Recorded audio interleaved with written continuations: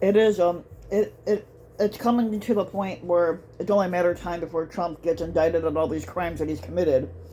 And Trump has devoted his entire career to avoiding any consequences for his crimes. And he's even though he's not very good at it, but it's not good enough. Basically, they're claiming he's very good at covering up crimes, but not really. He will blatantly commit crimes out in the open, and doesn't give a shit whether he gets caught or not. Basically, over the course of over the course of 5 decades in his rise to political and economic power, which Trump isn't a political person, and he sucked at when it came to the economy. Donald Trump has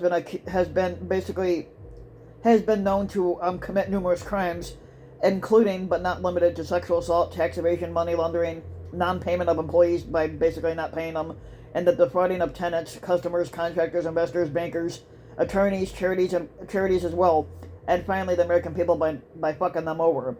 And it's not unlike the great capitalist con men and fraudsters of the 19th century.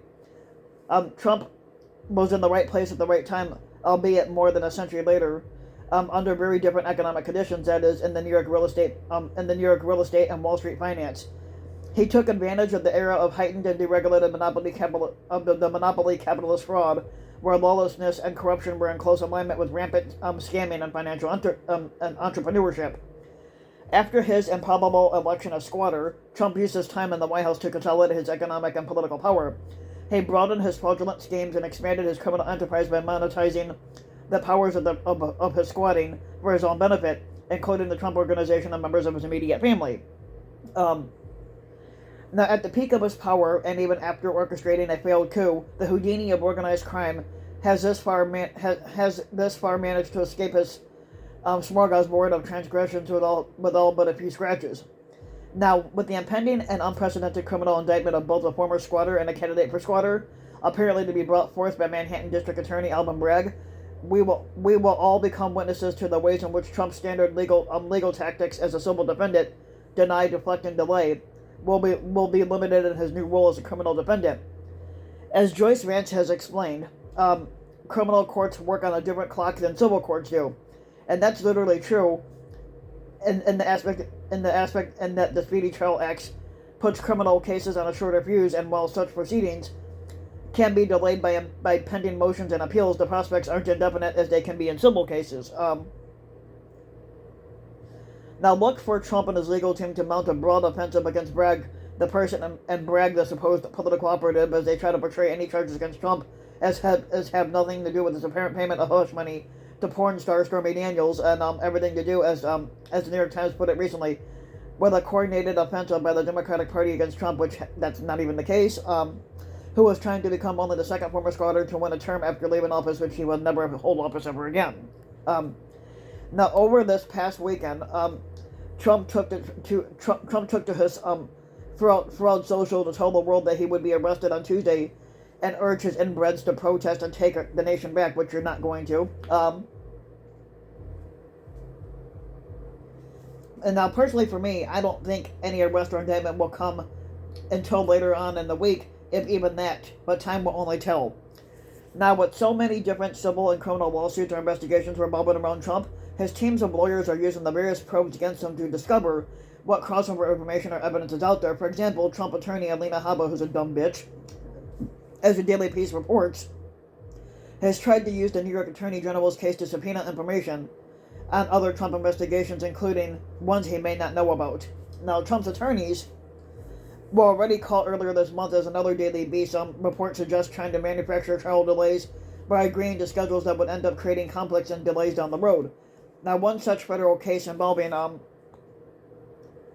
investors who they say were misled by fraudulent promotions connected to The Apprentice, which is Trump's former fake reality TV show, and the other is the New York State Attorney General's civil suit over the Trump Organization's allegedly fraudulent financial practice.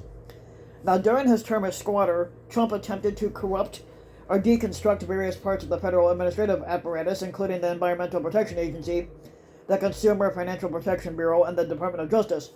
Now, with the help of his third Attorney General, Fat Fuck Barr, he also sought to weaponize the DOJ against his enemies and on behalf of such criminal allies as former White House advisor and Trump campaign chief Steve Bannon and former National Security Advisor Michael Flynn. Now, even after all of Trump's committed crimes, the Republican majority in the current House of Representatives remains in the former squatter's pocket.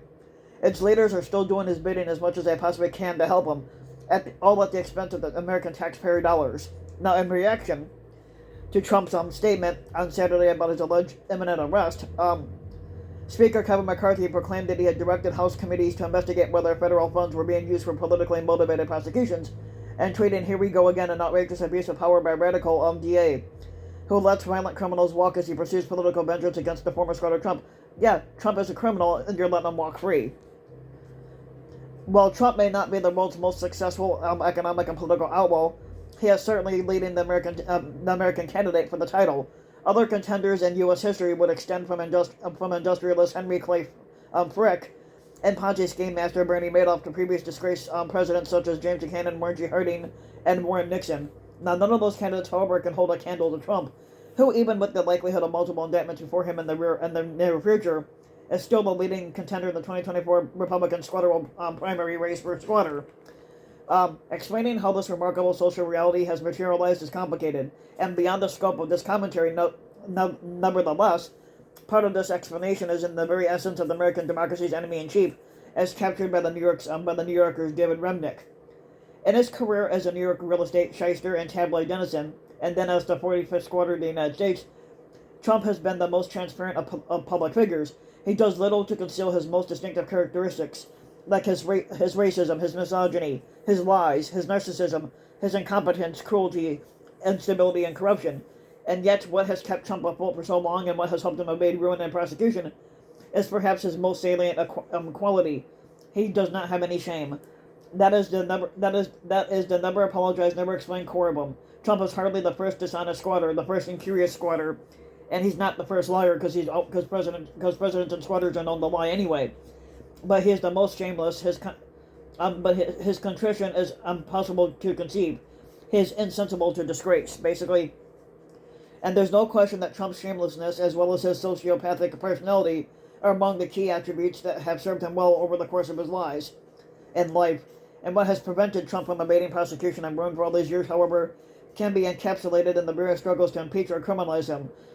I refer to Trump's abilities to corral and maximize legal and political power on the one hand, and on the other hand, to his mob boss tendencies to resist, fix, or intimidate not only other politicians and ordinary citizens, but also officials from law enforcement agencies such as the IRS, the SEC, the FBI, and the Justice Department. Now, people with that